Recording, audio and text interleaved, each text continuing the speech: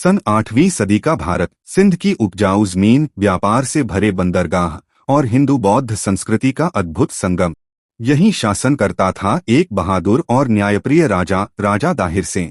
लेकिन उसकी कहानी सिर्फ एक राजा की नहीं, बल्कि एक ऐसे दौर की है जहां इतिहास का रुख बदल गया। राजा दाहिर का जन्म लगभग 663 ईस्वी में ब्राह्मण वंश के शाही परिवार में हुआ था। उनके पिता चच सिंध के राजा थे, जिन्होंने एक मजबूत प्रशासन और सेना तैयार की थी। पिता के निधन के बाद पहले उनके भाई ने शासन संभाला और फिर राजा दाहिर राजा बने। राजधानी अलोर, आज का अरोर, थी, जो सिंधु नदी के किनारे बसी थी। उस समय का सिंध उस समय व्यापार और संस्कृति का केंद्र था। यहाँ के लोग हिंदू, बौद्ध और जैन धर्म का पालन करते थे। अरब साम्राज्य के लिए सिंध एक रणनीतिक जगह थी, क्योंकि यहीं से हिंद महासागर और भारत के व्यापार मार्गों पर नजर रखी जा सकती थी। संघर्ष की शुरुआत। अरब साम्राज्य के गवर्नर हज्जाज बिन यूसुफ की नजर सिंध पर पड़ी। कहते हैं कि श्रीलंका से अरब देशों को जा रहा एक जहाज, जिसमें मुस्लिम महिलाएं और कीमती सामान था, समुद्री लुटेरों ने लूट लिया और उन्हें सिंध के तट पर कैद कर लिया।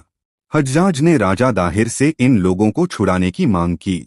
राजा दाहिर ने जवाब दिया कि ये लुटेरे उसके राज्य के नहीं, बल्कि सीमा के बाहर रहते हैं और वह मदद कर सकता है, लेकिन जिम्मेदार नहीं है। हज्जाज को यह मंजूर नहीं था। पहला हमला। हज्जाज ने अपने भतीजे मोहम्मद बिन कासिम को सेना लेकर भेजा। पहली लड़ाइयां अरबों के लिए आसान नहीं थीं। सिंध की सेना मजबूत थी और किले अभेद्य, लेकिन कासिम संगठित और रणनीतिक था और अरब सेना ने धीरे धीरे आगे बढ़ना शुरू किया। रावर की लड़ाई, 711 ईस्वी। राजा दाहिर अपने हाथी पर सवार होकर युद्ध में उतरे। अरब सेना ने आग के तीर और कैटापल्ट का इस्तेमाल किया। अंततः राजा दाहिर के हाथी को तीर लग गया और वे युद्धभूमि में वीरगति को प्राप्त हुए। राजा दाहिर की मृत्यु के बाद मोहम्मद बिन कासिम ने सिंध की राजधानी अलोर और फिर देबल, कराची के पास पर कब्जा कर लिया। सिंध अरब साम्राज्य का हिस्सा बन गया और यहाँ इस्लामी शासन शुरू हुआ।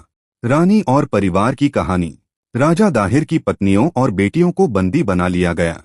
इतिहास में उल्लेख है कि उनकी बेटियों ने खलीफा के दरबार में जाकर अपने पिता की वीरता और अरब सेनाओं के आक्रमण की सच्चाई बताई, जिससे खलीफा ने मोहम्मद बिन कासिम को सजा दी।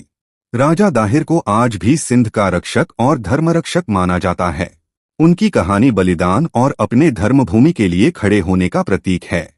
पाकिस्तान के सिंधी हिंदू आज भी उन्हें याद करते हैं और भारत में उन्हें एक राष्ट्रीय नायक माना जाता है। राजा दाहिर की हार केवल एक राजा की हार नहीं थी, यह सिंध के इतिहास का मोड़ था। उनके बलिदान ने आने वाली पीढ़ियों को सिखाया कि चाहे दुश्मन कितना ही शक्तिशाली क्यों न हो, अपने धर्म, अपनी भूमि और अपनी प्रजा के लिए डटे रहना ही सच्चा साहस है। जिंदगी की हर कहानी कुछ सिखाती है। अगली कहानी और भी दिल छू लेने वाली होगी। अगर आपको कहानी पसंद आई हो तो एक लाइक और सब्सक्राइब करना मत भूलना, यही हमें और कहानियां बनाने का हौसला देता है।